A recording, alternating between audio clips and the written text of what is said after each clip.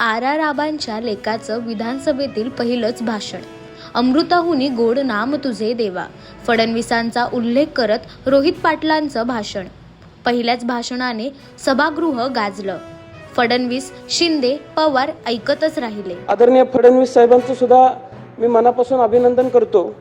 फडणवीस साहेब, संत तुकारामांच्या वाणीतून एक अभंग आलेला आहे की अमृताहुनी गोड तुझे नाम देवा. आता संतांच्या वाणीतून सुद्धा आपलं नाव इतक्या गोड पद्धतीने घेतलं गेलेलं आहे. त्यामुळं पुढच्या काळामध्ये काम करत असताना तुम्ही विरोधी पक्षाला गोड पद्धतीची वागणूकच द्याल अशी विनंती सुद्धा मी आज या ठिकाणी आपल्याला करतो. आणि फडणवीस साहेब, अमृताहुनी गोड मी मुद्दामच म्हणलं कारण पुराणामध्ये सुद्धा अमृताला एक वेगळं महत्त्व होतं. आणि आजही अगदी मी आपल्याला फडणवीस साहेब विनंती करेन की विरोधी पक्षाला सुद्धा आपण सहकार्य कराल.